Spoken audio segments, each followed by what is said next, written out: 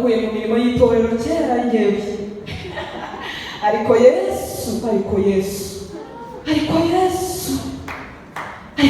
kuri mwiza. Arabaganira aramuzi wese. Twebwe tuzi n'inkuru z'ibihuha banatubwiye tutazi na byose. Yesu yarazi byose. Aragateruka ufite umuzi nawe si uwawe mama. Ariko nazanywe no gukiza. Haleluya. Yari umuvuzi n'agakenera abazima, akenera abarwayi. Niba urwaye iki atakora?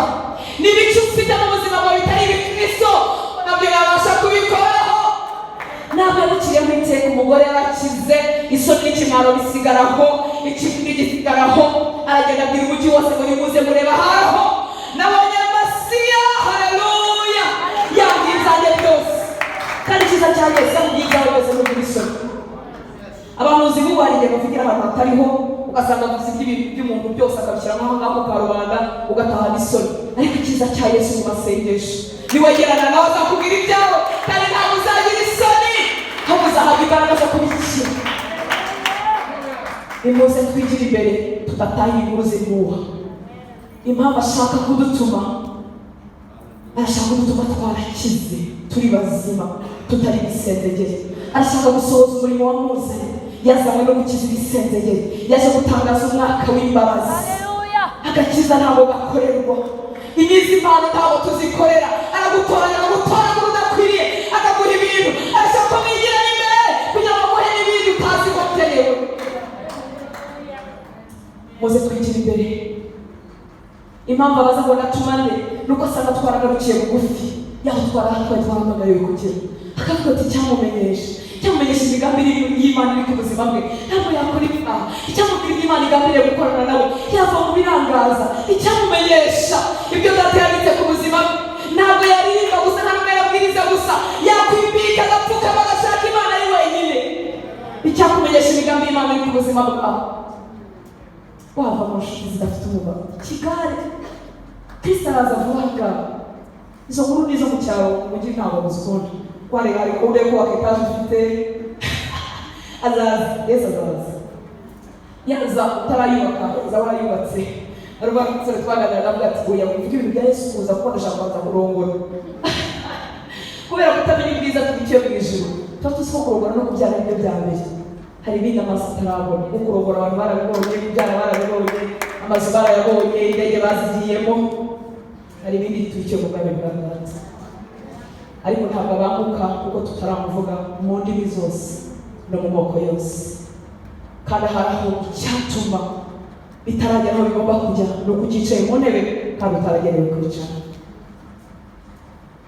Ni uko ugisenga bukeya, ukakora mu mpano ngufiya, tukaba dukora mu mpano ngufiya kandi atari yo twagenewe kuguma. Ndatuma n'ibindi watugendera. Muze twimbike mu gusenga. Kristo aduhindure, akorere muri twebwe ibyamuzanye, hanyuma duhagurutse adukoreshe natwe ibyamuzanye kubikora mu buzima bw'abandi. Ni wowe nyuma mu kigo cya Kristo. Amasengesho yawe ntabwo apfa ubusa, akora umurimo muri wowe kandi n'ubwami bw'Imana bukora igisubizo. Ugahaguruka ukabugendera. Wisohoka muri aya masengesho udakwiriye ijambo ry'ikintu Imana ivugana nawe cy'ipatikiri cyo mwihariko.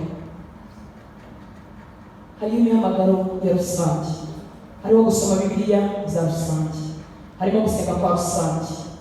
Ariko umuntu yibitse mu masengesho Imana ivugana nawe ibyi bya Data. Uyu mugabo twigiraho gusenga amasengesho y'Imana Daniel n'usoma igitabo cye icyo cya 8:10 gukomeza avuga amashurirwa yakuye mu gusenga atangaje. Hari uko yiswe Daniel mugabo ukundwa. Injira mu masengesho akure ijambo, akure ikimana ivugana nawe. Ku murongo wa nyuma ubera igice cya nyuma cya Daniel uzasanga ati rwose iturize kuko ufite umugabane wawe. Niho bavuga ati ibyawe byararangiye uzahuruka amahoro. Hanyuma ati wabonye bishyizwe kera bibike hari igihe bizahishura. Muze twigire imbere Imana ivugane natwe muri Data. Imana yaguhaye agakiza wenyine, yaguhamagaye uri wenyine, ntabwo uri umuntu wanjye, uri umuntu w'Imana. iyo twagurikiye bugufi dukorera nimucyumve nabi. Twese tugomba gukorana, tugomba kugira abashumba batuyoboye, tugomba kugira abantu bahagarariza minisiteri. Ibyo byose ni ngombwa. Na Petero yarasimbutse amenya umwanya ukuriye abandi. Yakobo yabaye bishop w'i Yerusalemu, hamwe nyina wa Yesu. Ibyo byose birahari kandi biranemewe. Ariko burya iri munsi y'ubuyobozi bw'umuntu, ariko ufite nawe icyo uvugana n'Imana, ibyo ni byo bizima, ibyo ni byo bidukwiriye. Ni nako wamuzahakorera neza. Na pasiteri akagushibuka uzi ko wakora Imana, kuko uzi icyo Imana yavuganye nawe, uzi icyo bivuga, aho uhagaze, naho uri, no mu mwaka runaka, n'igihe runaka ugomba kuhakorera. Nimuze twigire imbere, twabarikira bugufi.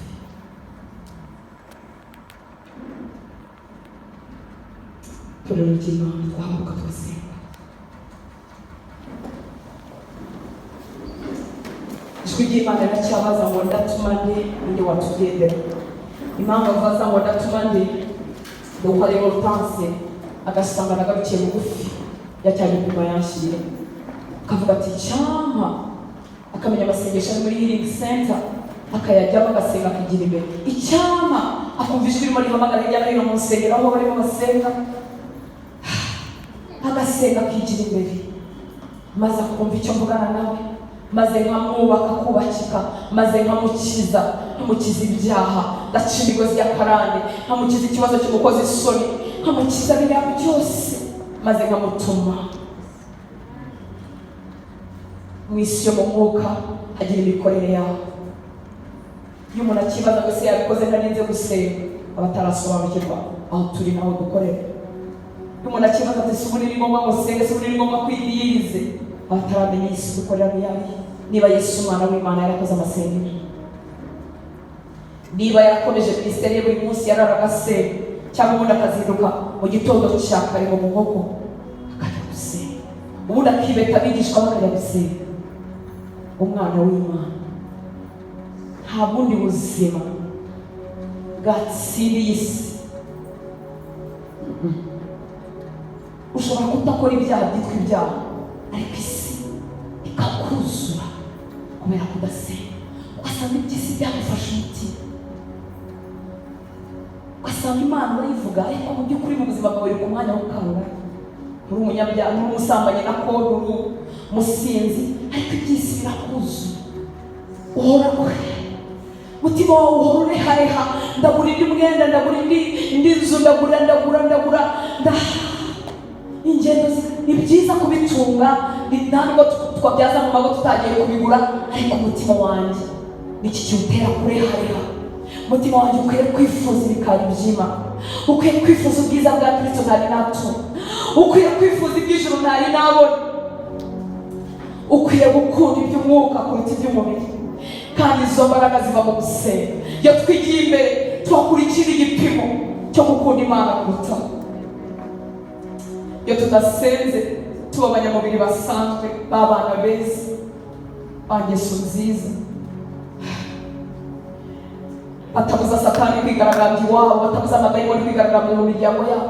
Ariko iyo dusenze, ubwami bw'umwijima burabimenya, abarozi b'iwacu barabimenya, bakavuga ngo havutse umukobwa ugiye kudukoraho, haje umuhungu ugiye kudukoraho.